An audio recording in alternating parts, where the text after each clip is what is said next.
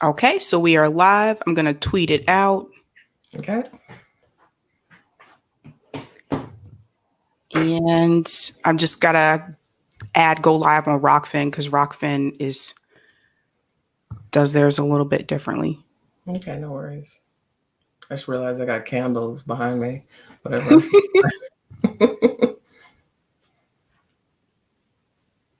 Go into content management. And there's a slight delay, so. Okay. Oh, wait. It's the other way.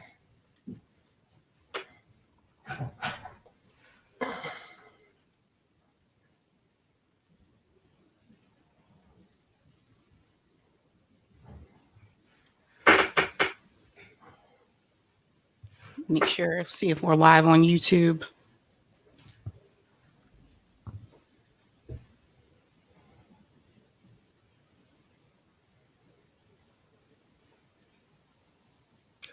Okay. Hey everyone, welcome to Forward. We are a new kind of doctor's office that's doing primary care differently. Those ads, man, I tell you. No, all right. Yeah. And we are now live on Rockfin 2. So let's just jump right in. Okay. Hey guys, welcome to Sabby Sabs podcast. I'm your host, Sabrina Salvati.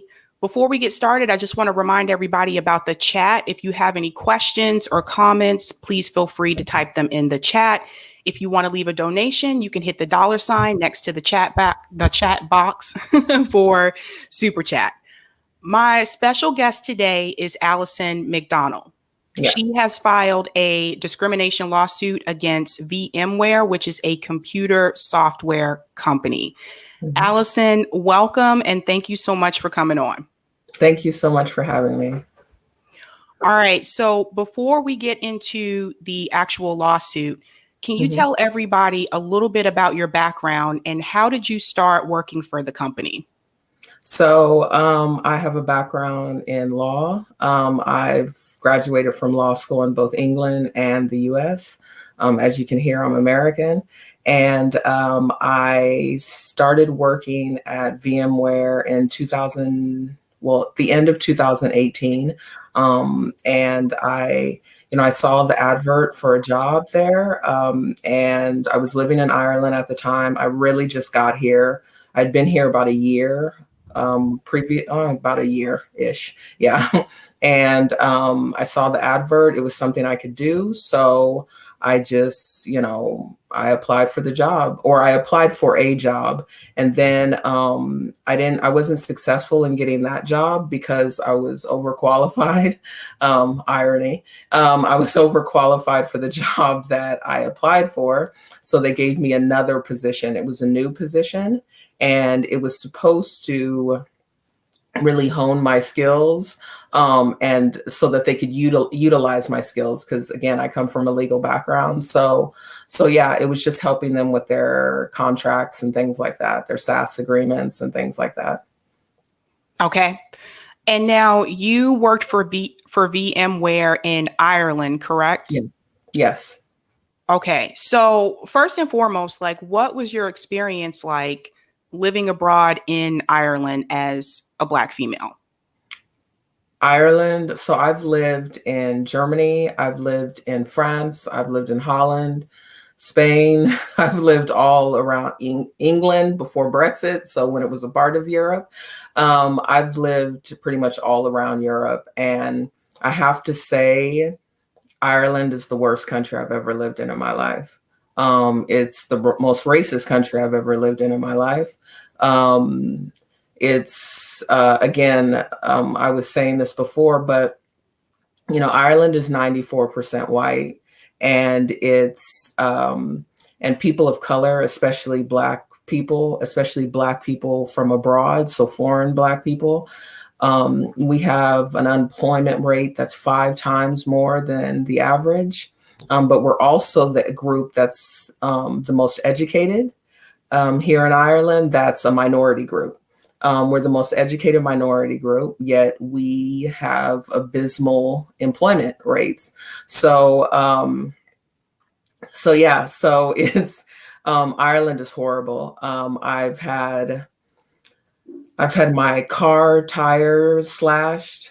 I've had my neighbors call, make frivolous claims about our dog, so that the authorities come here for our dog, saying that we're abusing our animal, all kinds of things. I mean, this is a horrible country, and I can't wait to be gone from it, honestly. So yeah, that's my experience here in Ireland.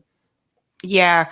Alice and I were talking about this earlier on before we went live, but I lived in Germany. I pretty much grew up most of my childhood in Germany, and I didn't feel a lot of racism in Germany, but I did notice when we traveled to some other European countries, there was a difference. Like, for example, when we went to Spain, I found that people there made it very clear that they did not like Black people. I think that Germany was used to seeing us because of the military bases. Mm-hmm. So I think they were more used to Black people, basically, to make a long story short. Yeah. So, I mean, but even you see that with, for example, because, Harvard put out that study, and the Harvard Race IAT, and they found that Ireland is significantly more racist than even Germany, than even Austria, of all places, than even the US or the UK. I mean, this is as close to an ethno-state, a white ethno-state, as you could possibly get. So it's no surprise that white Americans love coming to Ireland. It's no surprise at all. Okay, so your experience at VMware, start from the beginning. Like, what happened and what caused you to file the discrimination lawsuit? So I can't say too much about that because I'm in appeals right now. But basically, I filed the lawsuit for racial discrimination because I had applied for a director position, of which I was qualified for. Again, with my background, with my degrees, with my language abilities, everything like that, I was qualified for a position of that sort. I had also worked at other international companies before, international law firms even. So I was well versed in, a workforce that's completely diverse. So I had applied for the position. I wasn't even given an interview. I wasn't even let through the door. And so I found out that I didn't get the position. I found out when they made the announcement of the person that they had chosen. And again, I mean, this is why I'm filing the lawsuit. I don't feel that she was as qualified as myself. And even in the article, there was nothing really that said why she was qualified and I wasn't qualified. And that was very interesting in the article. So, and they used the word compelling, but they used quotes as far as the evidence of which VMware presented. So again, it was a situation where I had applied and I wasn't even considered. So it was just a situation like that. And there has been some other things that had happened of which I'm not able to divulge, but there have been some other incidences that happened, actually a few incidences that happened, more than two. And so I just realized, this is not the place for me. This is fine. I'm filing my lawsuit. And also, again, with VMware's, VMware published an annual report. They published this annual report for the year 2019, of which I was there.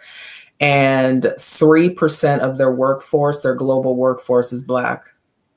Less than 1% of their management executive positions are held by Black people. This is globally less than 1%. So I was applying for a management position, a director position. So of course I wasn't going to get that. Like, of course, I mean, the numbers, I mean, of course I wouldn't get that. Also, it was very interesting because last year their former CEO had actually gave an interview, and he gave an interview. I forgot what the name of the show, But he basically discussed, and I'm paraphrasing here, but he basically discussed that, they're aware of their abysmal numbers as far as Black people go. Yeah. And they are working to, hire more Black people, retain more Black talent, things like that. So, I mean, even their former CEO said that there was an issue. So, I mean, the former CEO says this. The numbers support my contention, and I'm filing this lawsuit. So, I mean, it's pretty obvious what it is, So, and also it's very important to remember that VMware also in 2018, I think it was 2018, 2019, a woman by the name of Sandy Vasquez had filed a lawsuit against them because they denied her a position. She filed the lawsuit for discrimination because they had denied her a position of which she had applied for. And the reason they gave was because she was a DACA recipient. And as you know, DACA recipients have the same legal rights to work as us Americans. So I didn't know really what else to do. I was doing it for myself as well as I'm doing it for other people, as far as a lot of people aren't in the position that I'm in to be able to file lawsuits, or maybe they're just scared or something like that. So I did it for everybody, really, who has to face these things. So so that's why I filed, really. So I noticed in the article, you mentioned that there were times when you were at work at VMware where you had experienced derogatory comments in reference to race. People will probably ask, like, did you report that? And if so, what came from that? And if you did not, can you explain to people why you didn't report that? Yeah. So, there were a few situations that happened. I didn't report it because I think people don't understand that, replacing unions with HR is not the same thing. You're not replacing apples and apples. You're replacing apples, a very juicy, nice apple, with an orange that's a little bit off. You're not HR are not unions, i.e. HR are not there for you. You're not their client. The company is their client. So I had just started working there. I was on a temporary position. It was a 1-year contract position. I'm a Black woman. These are two white males who had been working there for years. Okay. And why would they believe me? Why would they believe me? They would label me as a troublemaker, or maybe they wouldn't. Maybe they wouldn't. I doubt it, but let's just say maybe they wouldn't. So I knew which way my bread was buttered. Let's just put it that way. So I wasn't going to report it or anything like that because I knew how this would pan out. I mean, I'm old enough to know how these things work. So again, if this was a union, I would have been on to my union rep and said something about it. But HR are not unions, so you can't say anything. Renee Johnson said in the chat that HR works for management, unions work for the worker. Exactly. I 100% agree. Exactly. I think what people don't realize is that the reason why people don't come forward with a lot of these claims is because you then become a target. Yes. They then come after you instead of coming after the person that's doing the discrimination. So it's not easy to come forward with these types of issues. And HR, God, I could do a whole video about HR. HR really is not. They should be there for the employees, but they're really not. They're there to protect the company. Exactly. And that's important I feel that's important for people to know. I saw the article with the CEO saying that he wants to increase diversity. Did that happen after you left the company or before? So his words were after. However, their annual report was during the time I was there. So they've always known of this issue, or they've been cognizant of this for a while now, as far as their numbers. And this is not something that just fell in their lap. Like, oh my God, there's no Black faces around, you know?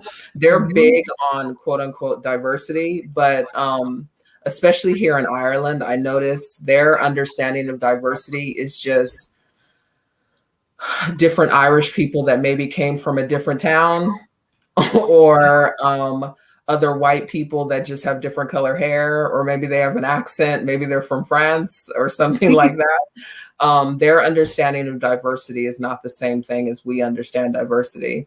That is why, for example, even it was printed even in the article about how, you know, their rebuttal to my claim of racial discrimination was that they have, and I'm going to paraphrase again, it was something like we have over 1,000 something 45, I think it was 45 different ethnicities and nationalities, which is hilarious to me because this shows that they have no clue what they're talking about. Race, nationality, and ethnicity are different things.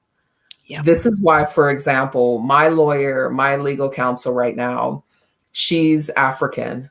We are both Black. Our race, both of us are Black. That is our race. Our ethnicities, though, are she is a Nigerian Black woman, and I'm an American Black woman. So we have different ethnicities, but we're the same race. And the fact that I had to read that and realize that these people don't even understand the difference between ethnicity, nationality, and race is, I mean, it's ridiculous. Honestly, I mean, this is 2021.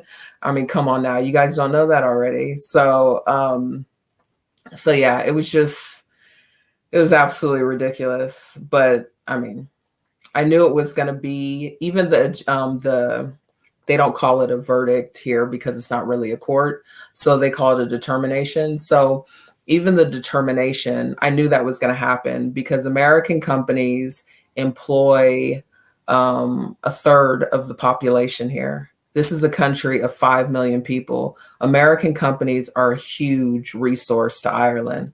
So there is no way they're going to, you know, slap an American company on the wrist and say, no, you shouldn't have done that. That was never going to happen. Never. You know, and again, going back to knowing which way your bread is buttered, they know which way their bread is buttered. So they're not going to do that. So.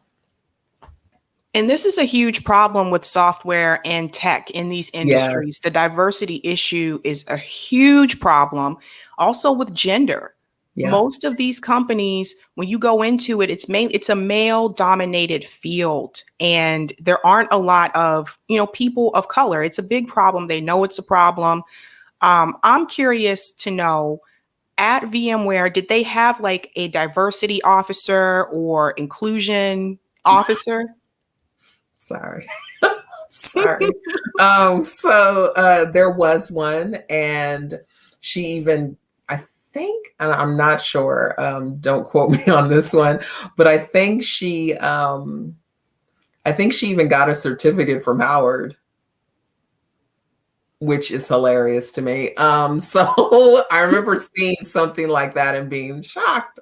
But again, their understanding of diversity is just having women in the workforce. So like going back to your point, yes, tech is very male, cis, white male orientated, but at VMware specifically in the Irish office, there were tons of white women.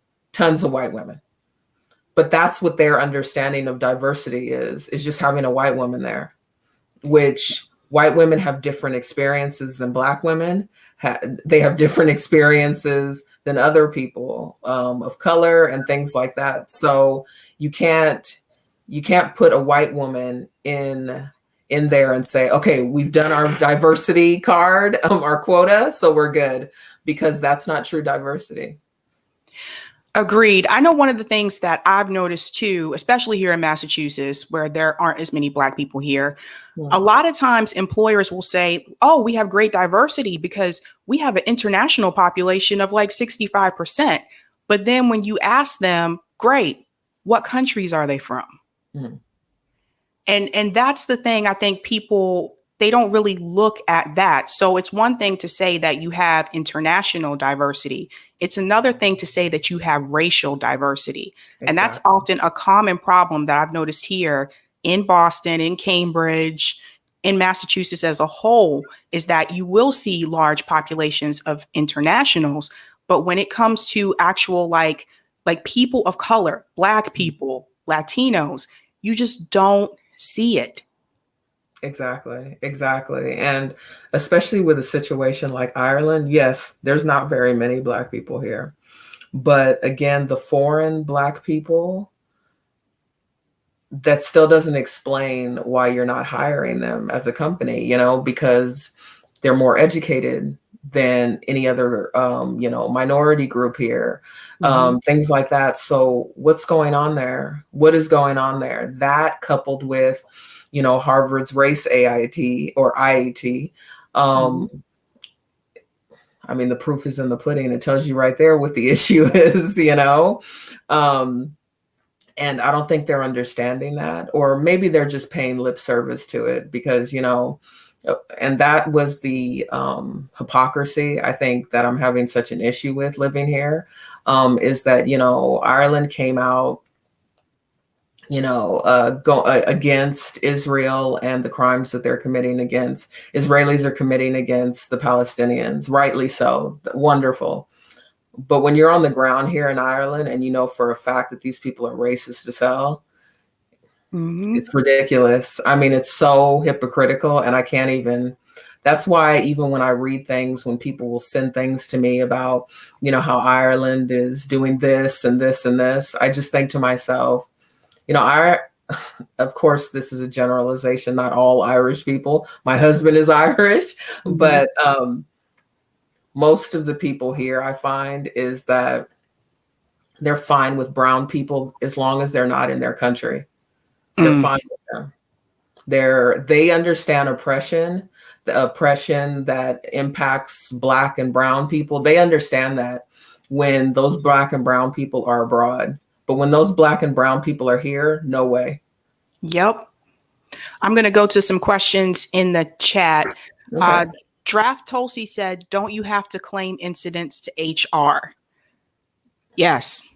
The problem is when you claim those incidents, a lot of times you end up being the one who's at fault. Yeah. They push it back on you.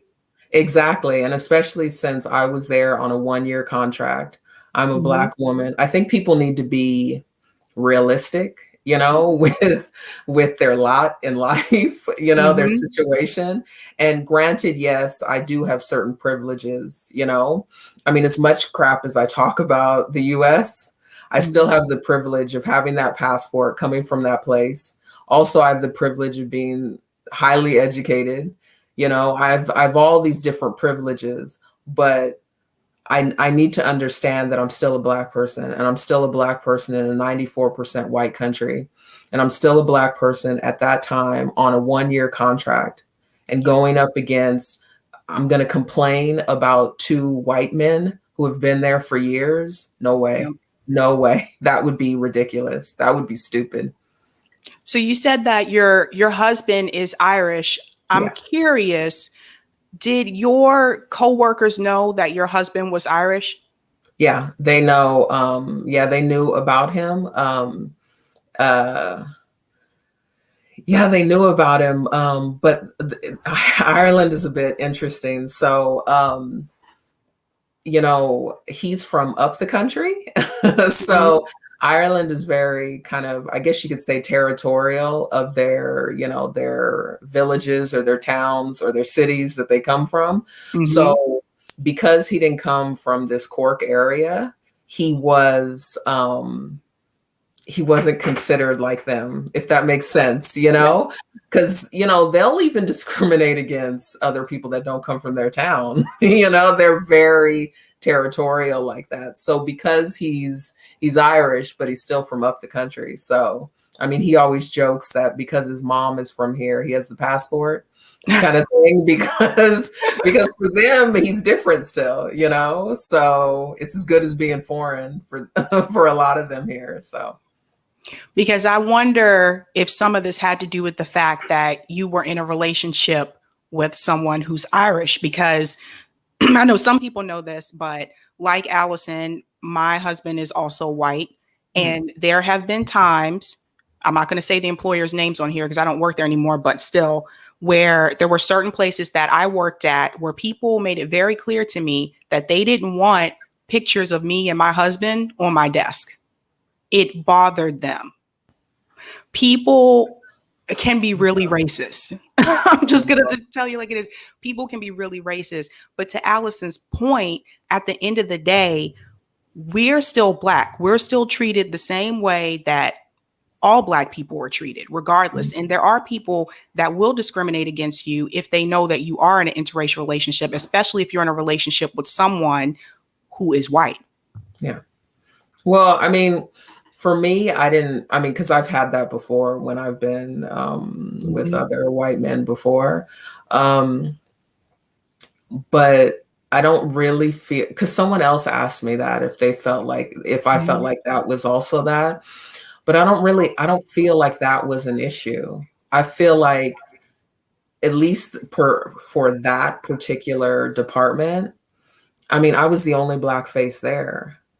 And I really feel like they just had no clue how this works, because I wasn't, and don't take this the wrong way, I wasn't some starving, kid on some commercial from Africa or something like that, because this is how they see us, they don't see us as these, complex human beings, that we come from all walks of life and everything like that. For a lot of people here, Black people are Africans. Black people are Africans on the television that you got to give money to. This is how they see us, and I think they really just had a problem with their idea of a Black person didn't match what was in front of them with me. So I think it was hard for them, and I'm being really nice to them right now, even though they annoyed me very much. But I think for them, it just wasn't computing. It just wasn't matching up to how Black people are supposed to be. Right. How did your husband feel about your experience at the company? He was very upset. And of course he had a few things to say. And then him being Irish as well, because him being Irish as well, it's the feeling of, and him, being in a relationship with me, he felt, or I think he felt like this is what I felt like. He felt like, it just really upset him that I had to go through this, because, I mean, let's be real, he's the reason I'm here, so I'm sure he felt quite a bit of, shame around that, as far as, why are you guys doing this to her, and again, he said some really interesting words of which I can't repeat. But I mean, my husband is great. He's been great through the whole thing. I mean, he's even gone through the submissions with me and everything like that. And he doesn't come from a legal background, but he's gone through the submissions with me. And he goes on and on about them when he goes through them with me. So he's really good about that. But I think we're both just at the point where we're ready to get out of this country. And we're ready to just leave, just get out of here, because this place isn't going to get any better. Like, this isn't going to get any better. And I don't want my daughter to have to deal with the things that I've had to deal with. She doesn't have to, right? Well, I mean, it's gotten so bad that, like, for example, she had a couple of issues at her old school. So I've changed her school, but, my husband and I just told my husband, when she goes to school, can you just take her to school? Because she's quite racially ambiguous. They won't know that she's Black. So, especially white people, they don't seem to know that. Other Black people seem to know she's Black, But, so I just told him, can you just take her to school? 'Cause I don't want her to have to deal with that yet, you know? So yeah. I'm going to go to a question in the chat from Draft Tulsi. Mm-hmm. Back in the 60s and 70s in the US, diversity meant integrating Black people. When did that change? That's a good question. Again, that goes back to my favorite phrase here is property taxes. Because the public education system in this country is ran by property taxes. Oh, yeah. So even though the laws were made that you had to integrate the schools, later on you had white flight. So you had white people leaving the city and moving to the suburbs. Then you had redlining, where Black people could not move into those suburban communities. So Black people, for the most part, were stuck in the cities. And when all the white people left, they took the money with them. Yep. So most people know that if you live in the city, Boston, New York, most people can't afford to own property there. So that means that the schools in those cities are underfunded. Yeah.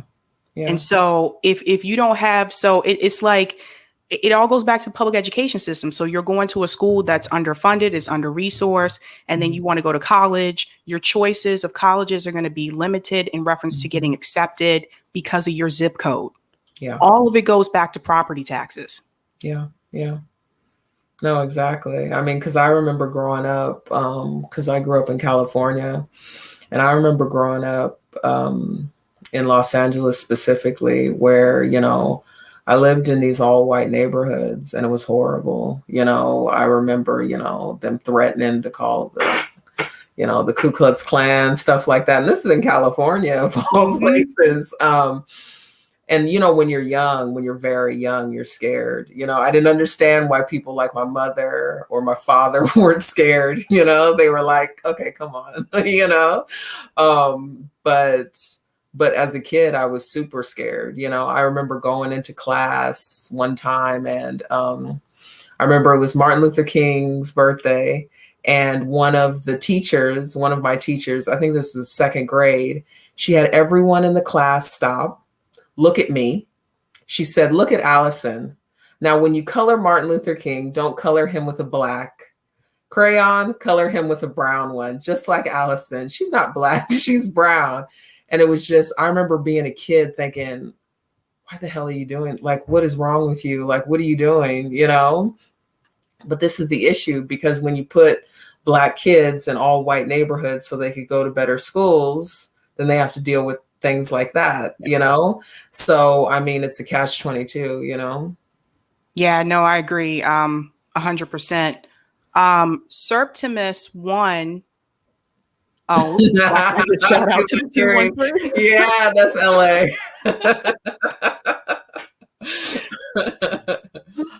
Serptimus 1 said it's just Jim Crow laws where they can't specifically mention race. 100%. Yeah, definitely. So when did you decide that you were going to file the lawsuit? Honestly, pretty almost as soon as I got there. I knew this is what it was. You know, I knew it. Ireland is like what I could imagine 1950s US was. Oh my God. I knew what was happening. It was so obvious what was happening. You know, even other white people, even foreign, you know, Europeans, they would get passed over for jobs that they were qualified for because, you know, there was a subpar Irish candidate who wanted the job, you know, and it was just, I knew what was happening, you know, and then this director position came up, of which I was qualified for. And so I applied knowing that I wouldn't even get the job. So, I mean, I already knew how this was, and it's almost like, you know, taking one for the team, you know, kind of thing. But it was like, I knew what was happening and I needed it to come out because it needed to stop, because this has been happening for so long there. I mean, other people who had worked there told me similar situations. And it was like, no, this needs to stop now. I'm about done with this. So that's why I decided to file. Have you received any type of pushback from people since you filed the lawsuit? Well, no, just from the company. Mhm. But I haven't really, well, I guess, I mean, some people, of course, have distanced themselves from me and stuff like that. But I think another thing that's really important is I think people need to be cognizant of the fact that even though you're doing this for them, a lot of people are just scared, Yeah. and a lot of people, I mean, I used to say a lot of people are chicken shit, honestly, but I think it's more than that, really, because if everyone spoke up, if everyone came out and, fought for their rights and other people's rights, then none of this stuff would even be happening, Yep. Most people just aren't like that, so most people just want to distance themselves from the troublemaker, and go from there. But the point is, how I see things, and I've always seen things like this, is that this could be happening to all of us. This could be happening to any of us, And I mean, for me, I feel like I was in the best position and I was the best person to do this because like I said, other people maybe don't come from the same background as far as, the legal background or the education or even the language skills or whatever, and they'll just be shot down and they'll go away quietly. But I felt like I was the perfect person to do this, because if they can do this to me, they can do this to anybody. They can do it to everybody, And like Nick said, Nick had made a tweet about the article, and he had said, Black people need to jump over the moon. And that's so true. We need to be excellent, but not even excellent. We need to be of the excellent group. We need to be even more excellent of that group to get anywhere. And I'm about done with that. So that's why I filed the lawsuit, because I'm done with that. This is one of the reasons why when people were saying that Black unemployment was better under Trump, I asked them, great, what are the positions that Black people are getting and how much are they being paid? Exactly. Because I've noticed it throughout my career as well. In the leadership positions, you don't see many Black people in those positions. There were times when I saw people to come into interview for leadership positions, and it was like, it was like they'd include them for the interview. So it's like you could say that you interviewed a Black person, but they would never hire them for the leadership role, and they would be 100% qualified. I would see them hire like white people who had less experience for those positions because they already had a Black person in the office. Yeah. And this is the problem with diversity, like in the workplace, is that oftentimes a lot of these companies like VMware, they think that because they have one Black person, they're all set for diversity and they don't need any more. Yeah. I mean, I think that is the issue. And because at the end of the day, white supremacy doesn't work for anybody. It's not working for any of us, It's not working for, because even if you think of it on from the situation of the company, you're not getting the best person for the job. No. So it's not helping you out even. So why are you holding on to this? Even if you want to go for meritocracy, okay, even that has its pitfalls, because access to education, access to, all of these opportunities, Black people don't get a lot of those opportunities. No. So even if you try to base it on meritocracy, we need to be doing something completely different, And I think this is what I wanted my lawsuit to show, that, I did everything you told me to do. I'm not talking about VMware, but I did everything. I went to school. I went to these other countries, learned these languages. I went to law school even, I did all of the things I was supposed to do. You told me to do. And then, nope, you're still not good enough. Yep. So, this is what I wanted my lawsuit to show, that we could be a shining star and we'll still never get it. Yep. Because oftentimes people who are doing the hiring hire people that look like them. Exactly. Exactly. Even if they don't realize that they're doing it. Exactly. Draft Tulsi just said, why has a more diversity in Congress not helped? Even on the economic fronts, it's gotten worse. Well, this is where we're getting into. Okay, so as everybody knows, I'm extraordinarily left leaning. I mean, yes, I'm super left leaning. Mhm. So, I mean, again, like Cornell West said, we've tried, black faces in high places. We've tried that and it didn't work. Because if these are still, vessels for white supremacy, it doesn't matter if they look like us. It doesn't matter because they're still going to prop up white supremacy as much as they can. They're still going to tap dance for the man.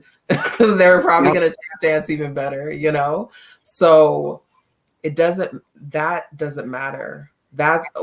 It's the quality, not the quantity of black faces that we have in Congress, or even in the case of Ireland, you could have a bunch of black people in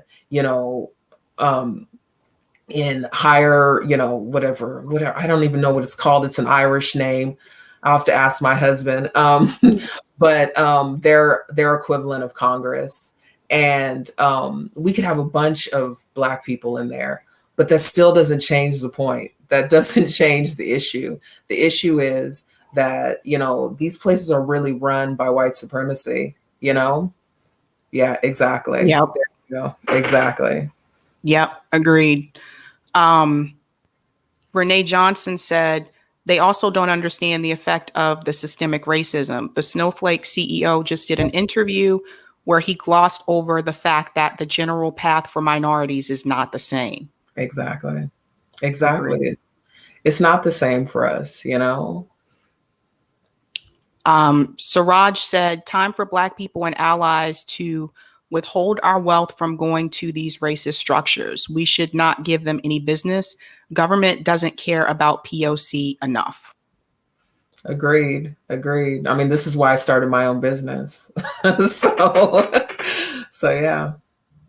And this is really important. Draft Tulsi said, you don't need white people for white supremacy now. Yes. Exactly. That is so true. It's like, that's one of the best tools with white supremacy is to get Black people to do it for you. Exactly. So that's Obama. That's Kamala Harris. I mean, that's Tim Scott. Like, exactly. I mean, my Twitter handle makes fun of Candace Owens' edges, but I mean, she's the same. She's the exact same, and I think that's why it also infuriates me because, when I see people, going hard for these Black people that, decided to run for Congress or something like that. And I already know what these people are going to be like. I already know. So why are we even doing this dance? Why the pantomime? Why, And yeah, I'm just at my end. Honestly, I'm at my end and I don't know what more to do. No, I agree. I mean, I think that this is a great lesson for everyone about diversity and inclusion and equity. Yeah. Especially in the workplace. And sometimes people will use those terms interchangeably, but they're not the same. They're not the same.